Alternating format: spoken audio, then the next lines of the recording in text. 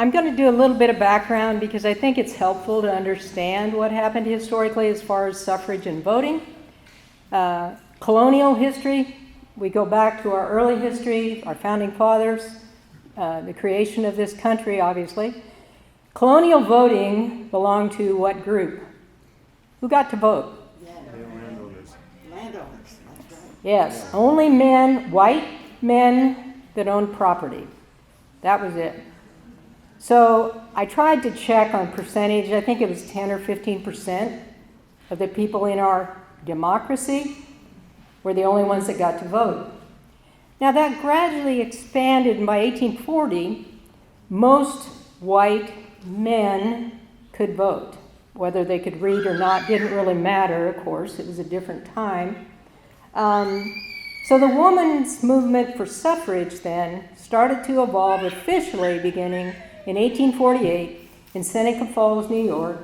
There was a two-day convention held, and people like Frederick Douglass was there supporting the women's cause because so many of these reform movements were cross-discipline. There were movements to prohibit alcohol and free the black population, and so there was a variety of movements to improve our institutions, our schools, and so on. So this was just one of the reform movements of the time period. So at Seneca Falls, New York, Elizabeth Cady Stanton, who was one of the women, the national women that came to Hebron, and Lucretia Mott were the two women who organized that first suffrage convention. And so that is the official beginning in your history books when you go back and look at the movement. And it's ironic that during the Civil War, at the end of the war, the 13th, 14th, and 15th Amendments were passed. 13 freed the slaves, 14th guaranteed them due process, and the 15th Amendment gave black men the right to vote. Now, of course, it worked a little bit until Reconstruction was over, the troops were pulled out of the South, and that was kind of the end of black men utilizing the vote very regularly, or safely, I should say. And so after 1869 then, basically every year a constitutional amendment to allow women to vote was promoted, but it always failed because who voted? And it wasn't a real popular thing at the time, certainly. And so in Nebraska, the first was the Hebron Literary Association under the leadership of Lucy Carell and about 35 women who formed this literary association became the first suffrage association in Nebraska. So Thayer County gets credit for that. Mary Green was one of the early also people involved in this movement, and eventually her daughter Ivy. This went on. Each year they would promote this and push, and Carell in Nebraska, he promoted it in the legislature when he was a member of the Nebraska legislature. He tried to get a Nebraska amendment to allow women to vote, but it always would fail. And so, as we worked into the 20th century, during World War I, women got after President Wilson. Come on, half the people in this country couldn't utilize any power at all. They weren't participants in this democracy. And so he didn't initially agree with this, but by the end of the time period, I think he started to realize maybe that was the appropriate thing to do, to be more supportive. And so, by 1920, the 19th Amendment was finally ratified. Took about 35 states to agree, and women, after 1920, or in that election, were allowed to vote, so they got suffrage. And I think one thing about it, and I have always talked about this a little bit, is we always talk about history, his story. Now we have to look at her story a little bit. So a lot of what we're focusing on today is some of these early women who were leaders in this movement, especially focused here locally. And by the way, that took over 70 years from Seneca Falls to getting the right in 1920. So it was a huge expansion of voting in this country. Carlise, are you guys ready? All right, let's have a little march here. We want to vote. We want the vote. It's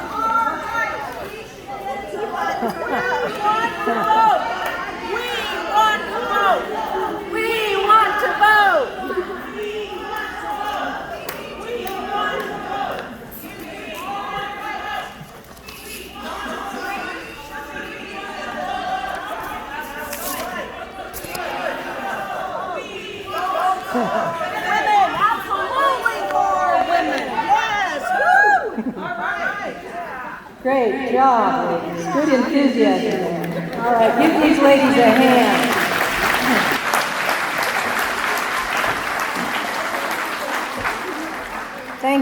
Thank you, ladies. I'm going to briefly introduce some of our honored guests and speakers here. Dennis Farrell is a great grandson of the Corrells, Erasmus and Lucy. So, Dennis, you want to stand up?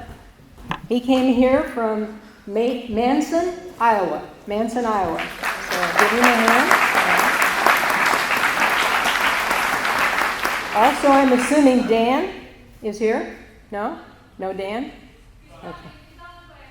Okay. We will introduce Dan when he gets here. Again, the time frame because of the rain, which we all are thrilled we have rain, so nobody's complaining. Ivy Scher.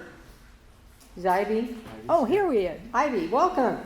Ivy is the great-great-granddaughter of Ivy Green. And I'm sure it's wonderful that she shares the name. So. Dr. Amy Force?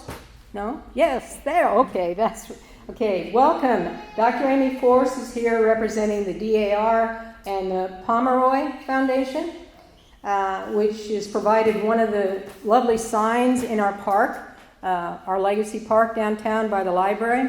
And we will give you a chance here if you want to interject some information, share with us. That would be awesome. But I am just introducing people at this time, and so we'll have you come up in a minute. Locals who are stepping in the shoes of Erasmus and Lucy Correll are Dave and Lee Cording, our local residents here. So I'm going to turn the mic over to them.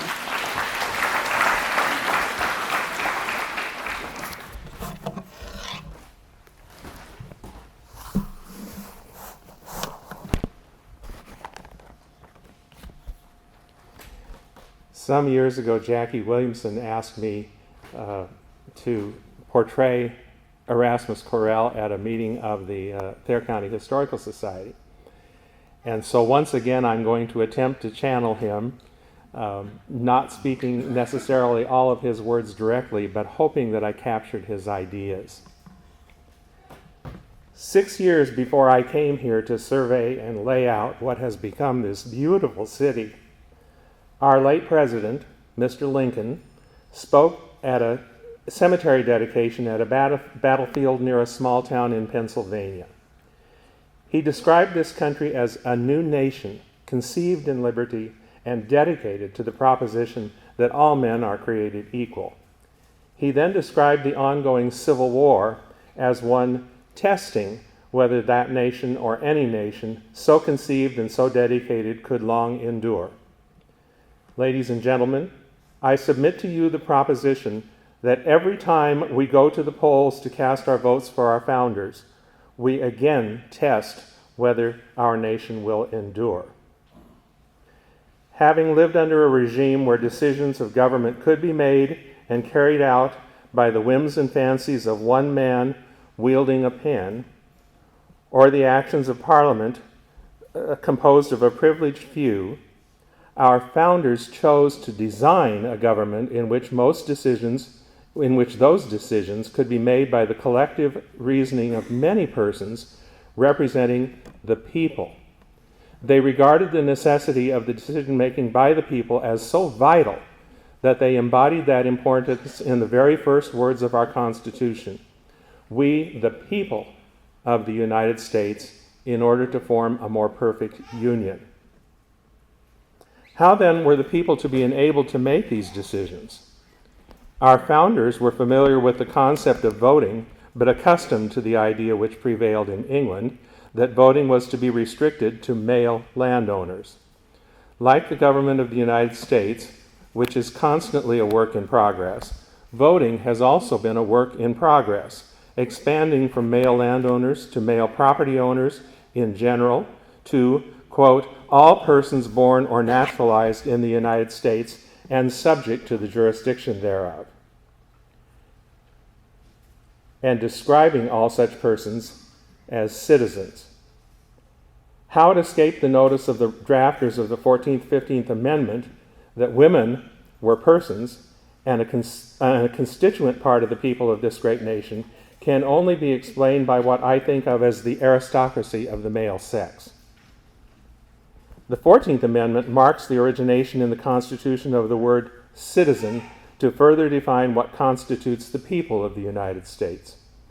One can become a citizen in one of three ways: by being born within the geographic territory of the United States, by being naturalized, or like me, being born outside the country to parents who are citizens. One of the curiosities of our nation's history is that not one signer of the Declaration of Independence, not one drafter of the Constitution of the United States was a United States citizen, simply because the United States did not exist at the time of the signing of the Declaration or the drafting of the Constitution as we know it, which did not take place until 1789. Not one of our first 7 presidents was a citizen of the United States at the time they were elected to the presidency, because they were each born before the formation of the United States as we know it, and were never naturalized. What all these men did hold in common was that they were part of the people. And the lawyer and farmer from Virginia realized that the sheep farmer from Pennsylvania and the silversmith from Massachusetts and the backwoods trapper from North Carolina were each entitled to the same right to direct the destiny of their country as he had. But what about their mothers, wives, sisters, and daughters? Were these not people of the United States? And did they not meet the definition of citizen of the United States? Miss Susan B. Anthony and Mrs. Elizabeth Cady Stanton spent their adult lives in a quest to assure that women were seen as persons, as citizens, as part of the people of the United States. Neither lived to see their goal of votes for women accomplished, but like the woman who plants an acorn so that another woman, unknown to her and yet unborn, might sit in the shade of the oak tree that grows, their efforts paid off after their lives in the form of the 19th Amendment to the Constitution, ratified August 18, 1920. Since then, the right of citizens to vote has been expanded to all citizens 18 years of age or older, demonstrating once again the fact that this great nation is always a work in progress, and that any attempt to control the nation's destiny by restricting or limiting the right of the people to vote is an act of regression that defies the very principles on which the nation exists and is therefore un-American. So let us pledge ourselves to cast intelligent, informed votes for our representatives, senators, and presidents, as well as all local government leaders, so that we can continue to honor Mr. Lincoln's desire that government of the people, by the people, and for the people shall not perish from the earth.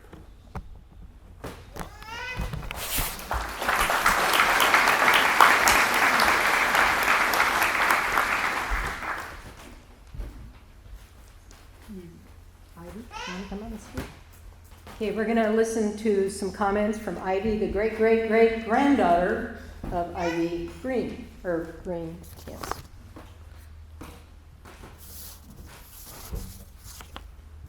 My name is Ivy Green. My parents, William and Mary Green, my sister Lizzie, and I arrived in Hebron by covered wagon on June 9, 1871. I was 11 years old. I recall that we arrived here just 1 year after the town of Hebron was fully organized. We saw only 3 houses, not a tree or bush nearer than the Little Blue River. We met our friends L.J. Correll and family and settled into 5 small rooms over Mr. Smith's store. Soon we arrived sharing these rooms with other arrivals. So Dad quickly built a 3-room house for our family. Lizzie and I attended school in a sod schoolhouse with about 8 other children. Miss Esther Potter was our teacher. By June 1877, my mom and dad had acquired a home on 5th and Olive. It was a framed 2-story home with porches. It also, that year in October, that Mr. Erasmus Carell invited Susan B. Anthony to come to Hebron and speak on bread versus ballot. I remember my mother saying that her good friend Lucy Carell stated that Miss Anthony electrified the audience as she talked of women's rights. Anthony was a woman of wealth and culture who felt women were powerless without their ballot and devoted her time, talents, and means to this work, traveling to the western states. On April 14, 1879, the Literary Association brought Elizabeth Cady Stanton to Hebron to lecture on the Women's Suffrage Association. The next day, April 15, 1879, the Thayer County Women's Suffrage Association was organized, the first permanent women's suffrage association in the state of Nebraska. My mother, Mary Green, was a charter member of this association along with 34 other women. Mother felt it was her privilege to entertain the women speakers in our house, Susan B. Anthony and Elizabeth Cady Stanton. She found them to be charming and refined in spite of what some believed. She kept a journal that had notes written by suffragists and visited or stayed at our home. My mother was happy that these speakers of national prominence had come to Hebron. I'd like to read a few entries from my autograph book. On April 15, 1879, man and woman were a simultaneous creation, and the title deed to the green earth was given to both alike, with equal dominion over the living things. That was Elizabeth Cady Stanton. And then in my sister's autograph book, she wrote, "And God said, let us make man in our own image, male and female. Made he them and gave them domain over the fish of the sea, the fowl of the air, and every creeping thing. But there is not said of giving man domain over women." I soon joined the Thayer County Women's Suffrage Association and became an activist for the cause. I knew the importance of women's rights, legal protection, and wage inequity.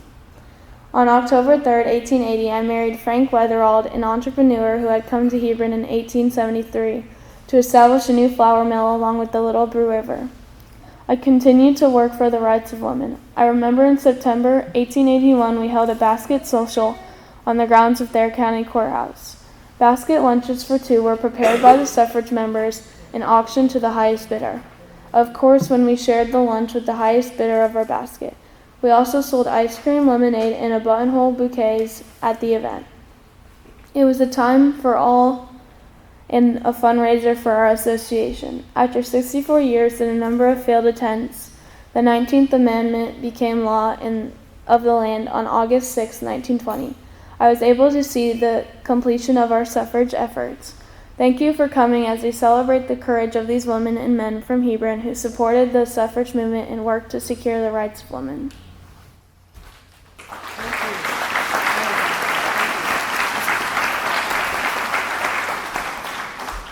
Going to do just a little advertisement. We have both facilities downtown. We're lucky to have the Brand X and the Blue Bison are both going to serve these box luncheons today, special luncheons for people. You can get them to go if you choose and want to take them home, or you can go to the facilities and enjoy them. I've already got mine on Friday night, so it was quite good. So a little promotion there locally. Amy, do you want to come up and say a word? So this is Lucy. Well, I didn't. Are you going to talk too? Yeah, well, that's fine. Yeah, and then we'll have her.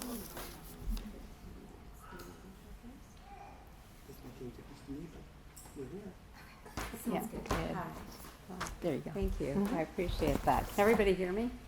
Yeah? Okay. I feel like I'm wearing about 3 hats today. And first of all, it is absolutely surreal to be here because I'm Dr. Amy Forrest. I am the head of the history program at Metropolitan Community College in Omaha, Nebraska. And 5 years ago, in 2020, just as we were shutting down with COVID, I was working with the National Votes for Women Historic Trail Organization. I was the coordinator for Nebraska. And I was looking at various spots in the state that had suffrage activity, but it had not been documented. And I had it narrowed down to about 5 different places, and one of them was Hebron, Nebraska. And I got a hold of Carlise Kenner. I don't know where she went. There you are, okay. And we started this conversation, and what she was telling me, what happened in Hebron, was just so amazing. I just focused everything on Hebron, and that's how we ended up having the Pomeroy Foundation and DAR saying, yes, we need to do this plaque in Hebron. So 5 years after the fact, I'm finally here. And I'm amazed at the amount of people who have been helping on this project. Jackie Williamson, I don't know where you are, but thank you. Okay. The emails back and forth with Carlise, your name was mentioned I don't know how many times. Carla Joe, I don't know if you're here. Yes, okay, awesome. You know, there were a lot of people helping on this project, and I was really impressed with it. It seems amazing that Ivy, who, I don't know if you've seen pictures of your great-great-great-grandmother, but you are the spitting image of Mary Green, which is kind of shocking. I don't know if she had red hair, but the images I've seen, it was black and white, so I don't know, but boy, do you look like her. So, yay to whoever named you Ivy. Oh, will do. Okay. So on behalf of the Pomeroy Foundation, the plaque that was put up is naming Lucy Carell, and here she is, kind of, and also Barbara J. Thompson, who was the postmistress at the time that Elizabeth Cady Stanton and Susan B. Anthony and a few other rabble-rousers, as they were known, these suffragists had come to Hebron. And so the William J. Pomeroy Foundation asked me today to read something from them. They were not able to have a representative come, but because I've been working with them so long, and so has Carlise, they asked me to do it on their behalf.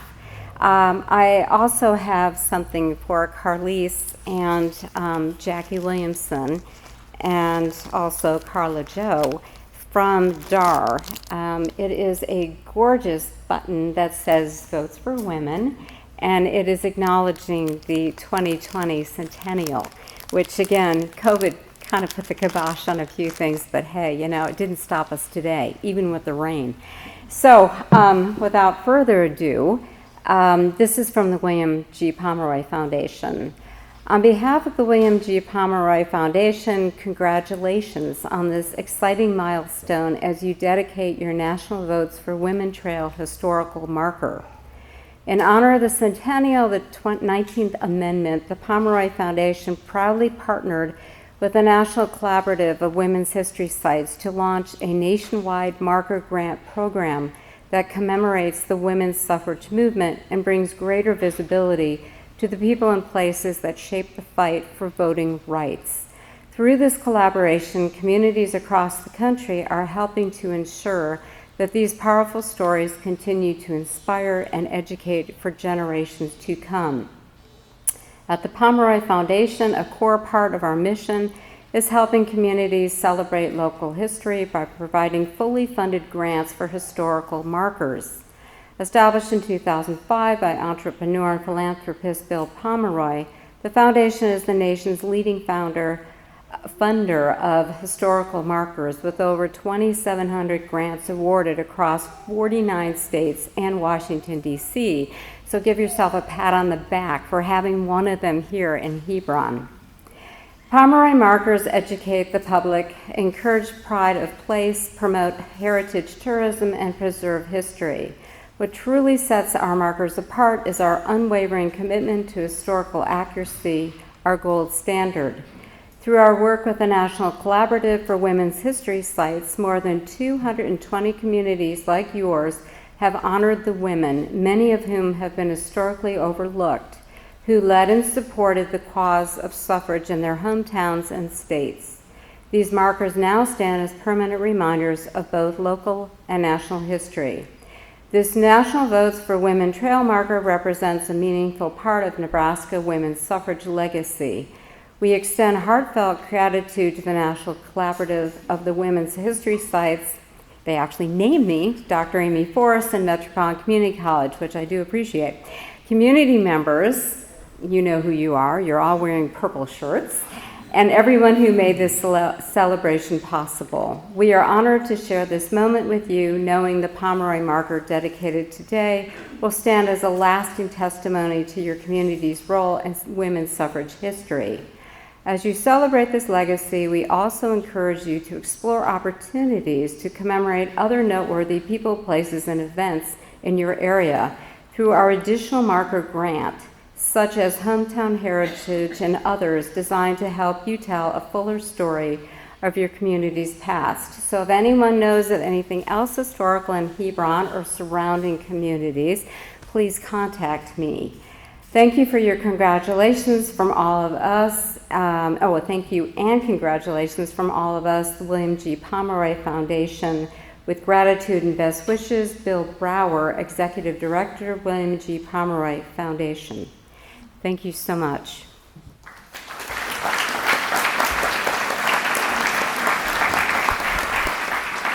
Thank you. We're going to now hear from Lucy Carell, standing in here this morning. I would mention also, if you're not aware, the Hebron Library has a display that's going to be here through the summer, up through September, that came from the Nebraska History Association in Lincoln, and they're loaning it to us. It is their display from the women's suffrage commemoration in 2020. So it's really exceptionally informative, and anytime the library is open, you're please welcome to walk through. It is open for a few hours this morning, I think, isn't it, ladies? I think from 11 to 2. 11 to 2, okay. So please do that. We will do the ribbon cutting here in a few moments to open up the park, and then we will also do it eventually downtown also. Hopefully, if it's not raining a lot, so.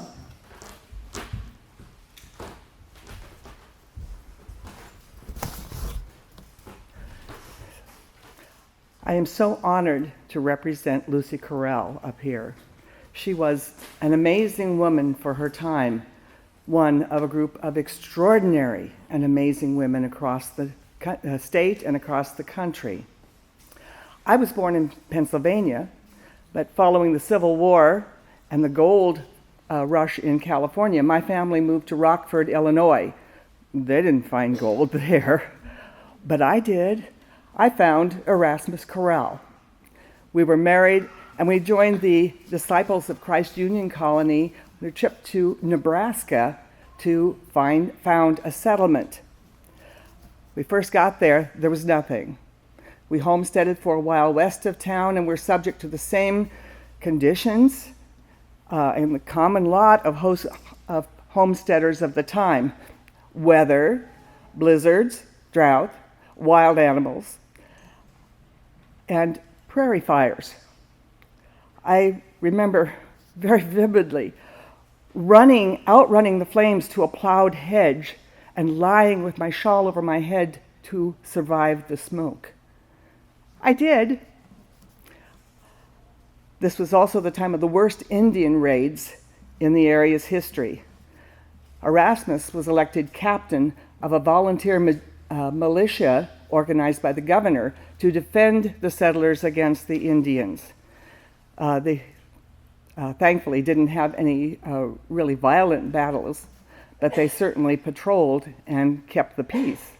And they existed until federal militia, or the federal Union soldiers, arrived and Fort Butler was established. With the more peaceful atmosphere, the settlement of Hebron was able to go on. And Erasmus was surveyed and platted the city of Hebron in 1869. The next year, we built the first building in Hebron. And in 1871, Erasmus and I established the Hebron Journal newspaper. I wrote columns that were especially for women on practical issues, women in equality in education, finances, legal rights, temperance, and suffrage.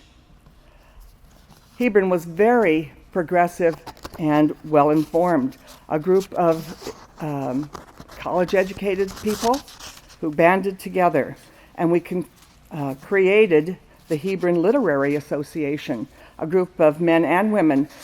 It was for entertainment as well as for serious things.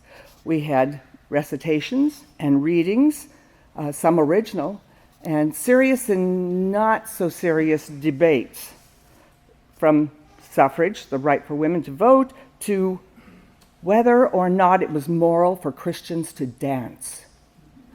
That one took a long time. I was also interested in genealogy. On my mother's side, I'm related to the Bunkers of Bunker Hill in Boston. They own property there and at Breed Hill, sites of two of the Revolutionary War battles. I organized or helped to organize the Oregon Trail chapter of the Daughters of the American Revolution, the DAR, and served as state historian for the group. But suffrage was our greatest passion. And we joined with like-minded, college-educated professional women, Lucinda Russell, Harriet Brooke, Clara Colby, Ada Bittenbender, who was the first woman lawyer in Nebraska.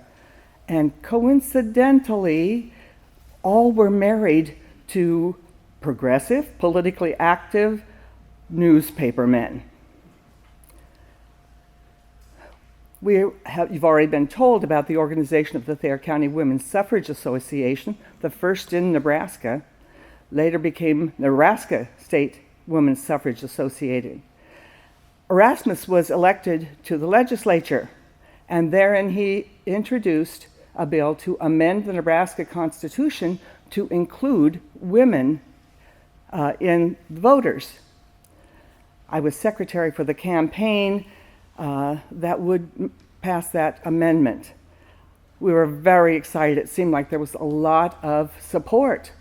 The legislature passed it, but then it went to a referendum of the people. And the electorate in the referendum was 100% male. It failed. And Nebraska lost its chance to become the first nation the first state in the nation to grant women's suffrage.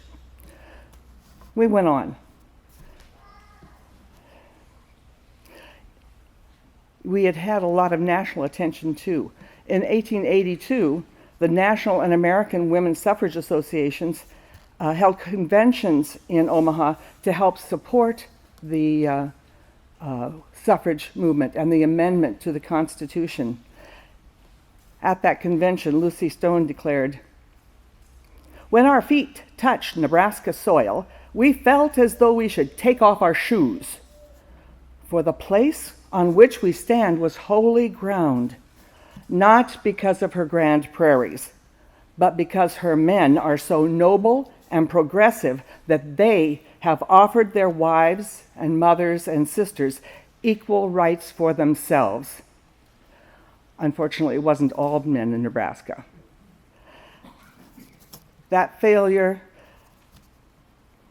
ended the Western Women's Journal, which was a magazine published to promote women's rights, a platform for discussion, information, and education. But the groups were not dead. Politically involved women in Nebraska continued to support suffrage and worked on other controversial issues as well, including temperance. They faced great opposition from religious leaders, mostly men, and the liquor interests, definitely men. And after the legislature passed a bill to allow them municipal subjects, that is, vote for city officials, they wanted to put they created a ballot provision that would allow the men to repeal it. A scandal erupted when it was found that most of the signatures on their petition were fraudulent. That particular exercise in futility actually grew support for women's suffrage in Nebraska, quite contrary to what they had wanted to achieve. And after decades of controversy, as you've been told already several times, in 1919, the federal Congress passed the 19th Amendment. Nebraska was the 14th state to ratify unanimously that amendment that gave women the right to vote. In Hebron, in 1920, 98 people registered to vote in Hebron, including me, and 17 men, all who were related to the women. A few weeks later, 31 more women voted or registered to vote, increasing the voter roll by 31%. I was pleased and so proud, as I know that Erasmus would have been, to cast my vote in the first election in which nationally women were permitted to vote at age 70. Legacy Park here in Hebron will help you remember and honor the hundreds and thousands of women and men who fought decades for and won the right to vote for you. This is more than a right. It's a privilege, a responsibility. It's a duty, which when exercised, enables women to become a motive force to fulfill the fundamental belief of those early suffragettes, that a combination of social transformation, idealism, and progress can create a better government in a better world. This is your legacy and the legacy of every American woman. Thank you.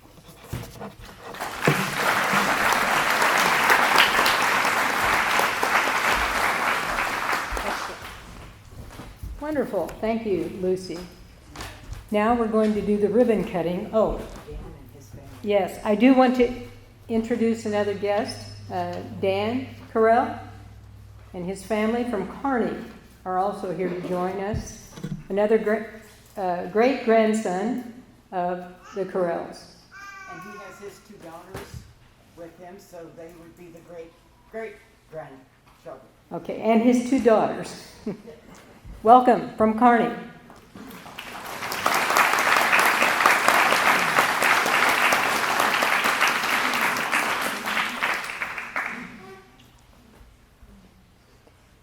Now we would like to move forward with our ribbon cutting ceremony. And we need representatives from the Community Fund, the Arts Council of Thayer County, and the City of Hebron. Those people would also join us for the ribbon cutting. There we go. I see some representatives coming up. These people have all been very supportive of our program to build Legacy Park. Do you want to do it up on the stage? Up there or right in front? Right in front here would be fine probably also.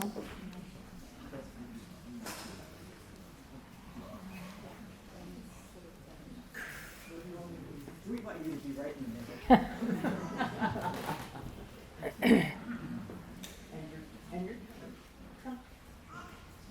Ivy, why don't you join too? Ivy, you want to go down?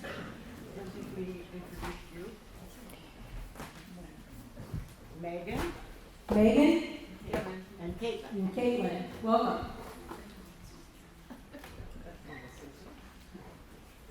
Do we have a representative from the city? Oh, right there. Yeah. Okay. Here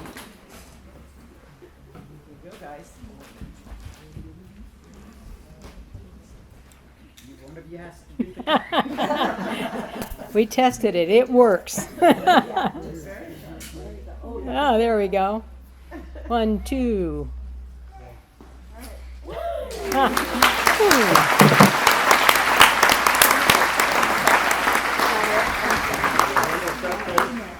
Okay, ladies, we still have too.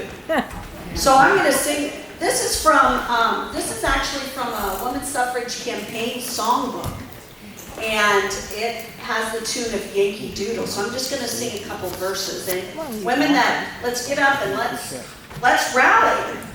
Nebraska now shall have a song, and surely any noodle might guess the air most dear to her would still be Yankee Doodle. Yankee Doodle, keep it apart, brothers must not flaunt us. Mind the music, keep the step, they will not go without us.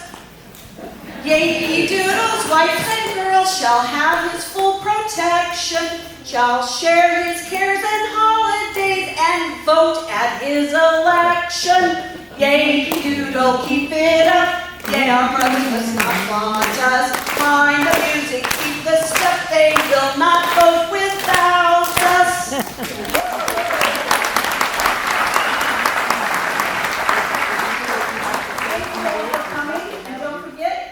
Lunchtime, so go support the businesses that have the box lunches. Thank you.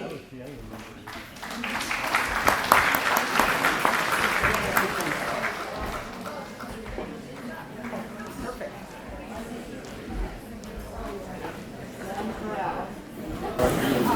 Dan has got a few words to say. I couldn't hear him. You couldn't hear him.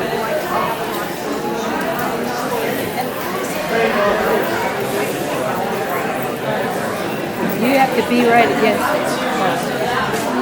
Testing. That's one thing about the work that's not in this.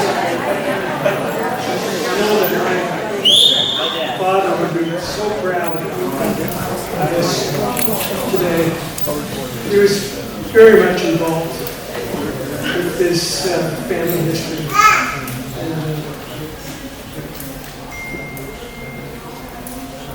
I'm afraid that most of the people that knew him and knew the family are gone. It's been so many years. But I just want to appreciate this today. And most of all, I want to thank the people in charge for making this truly what it's about. It's about the history of how this came about. I've been to other ones in Lincoln, and it got all too political, and we all know political things are terrible at this time, so I'm appreciative that you made it truly about the history of how it came about. It's not about today, it's about the past, and hopefully that we will learn from it. Thank you.